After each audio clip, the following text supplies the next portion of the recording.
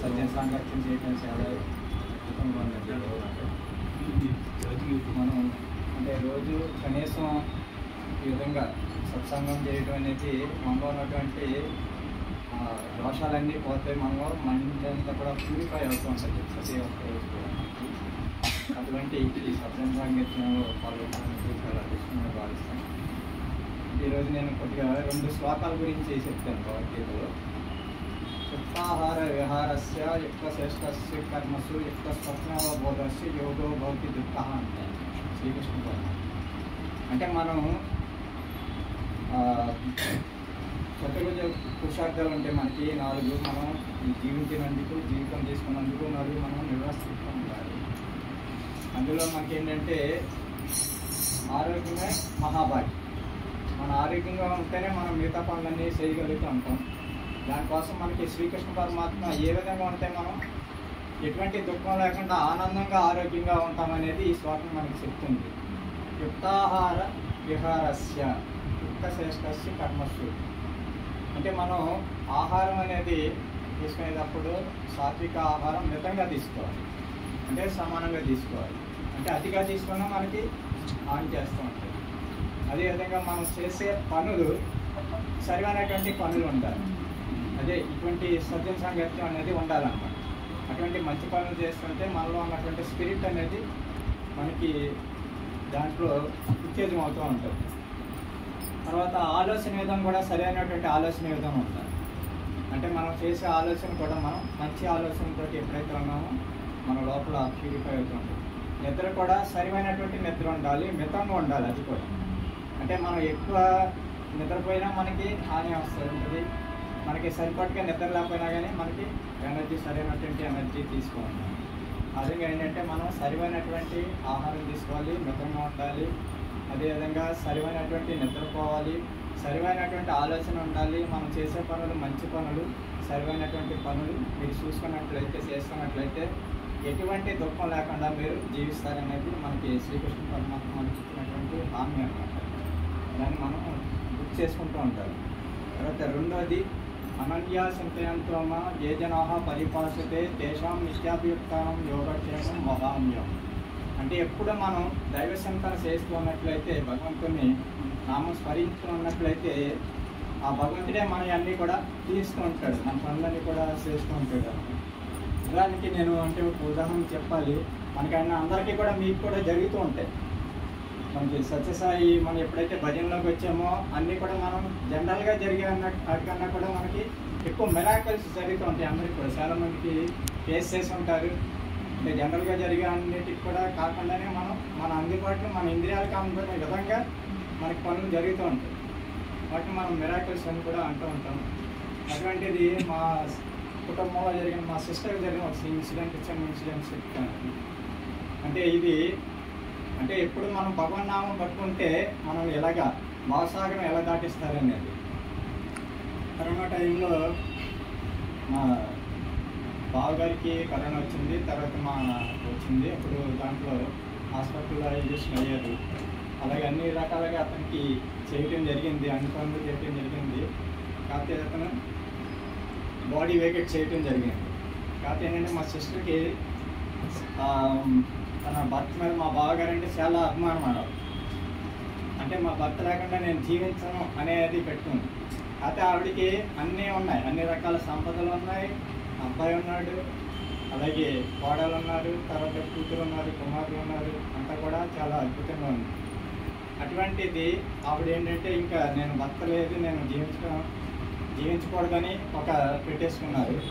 అది పెట్టేసుకుని ఆ నైట్ 12 గంటల టైంలో గోదావరి ఉందన్నమాట. గోదావరి వాళ్ళ ఊరినే జేరి ఉంది గోదావరి. గోదావరి నుంచి మనకి సముద్రంలోకి వెళ్తుంది అన్నమాట. అతను ఇంకేంటంటే భర్త లేడు, ఇంకా నేను జీవించకూడదని పెట్టుకుని ఆవిడ దాంట్లోకి నారాయణ నారాయణ అంటూ వెళ్ళిపోయింది. అంటే నామం పట్టుకుంటే ఎలాగ భావసాగం నుంచి బయటికి తీసుకొస్తారనేది ఉదాహరణ అన్నమాట. ఇది ఒక మిరాకిల్. మామూలుగా ఒక 4 గంటలు ఒక 8 కిలోమీటర్లు ప్రయాణం చేసింది. ప్రతి ఆ గోదావరి 2 గంటల లోతు ఉంటుంది. దాంట్లోకి అసలు ఒకసారి ములితే మళ్ళీ సేవ అవ్వడం అనేది ఎవరికి సాధ్యం కాదు. అసలు మానవ మాత్రులు ఎవరికి కూడా దాంట్లోకి ఎలా ఈత వచ్చిన వాళ్ళకి కూడా బయటికి రాలేరు అనమాట. అటువంటిది మా సిస్టర్కి ఎటువంటి ఈత రాదు, ఎటువంటి సాధన లేదు. కానీ ఆ దాంట్లో ఎప్పుడైతే ఆ నామం నారాయణ నారాయణ అంటూ సముద్రంలో మునిగిపోదామని వెళ్ళిపోయిందో ఆ గుర్రపైకి ఏదో వచ్చి మొత్తం మీద ఆవిడ తేల్చింది. పైకి తేల్చి ఒక కొంత టైం తీసుకెళ్ళింది. అది కూడా వదిలేసింది. అయినా కానీ ఆవిడకి అసలు ఈత రాదు, ఏమి రాదు. భగవంతుడు ఆమెని ఎక్కడ నీరు కూడా ముట్టుకోనివ్వకుండా పైకి అలా తేల్చుకుంటా తీసుకుని వెళ్ళిపోయి చివరికి లాస్ట్లో సముద్రం కలిసే చోట అక్కడ ఆ ప్లేస్లోంచి మళ్ళీ టర్న్ చేసి వెనక్కి మళ్ళీ రిటర్న్ అయిందనమాట. అక్కడ అది అయ్యి మళ్ళీ అక్కడ జాలర్లు ఉంటే అంటే 4 గంటలు జర్నీ చేసి ఎక్కడ ఎటువంటి హాని కలగకుండా ఆ పైకి రాగలిగిందంటే అంటే భగవన్నామం.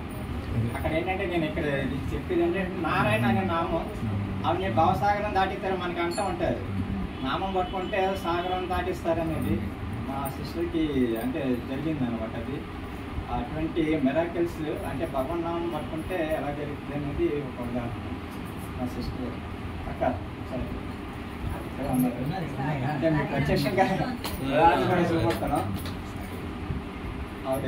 ఆవిడే అన్నమాట. అంటే ఆవిడకి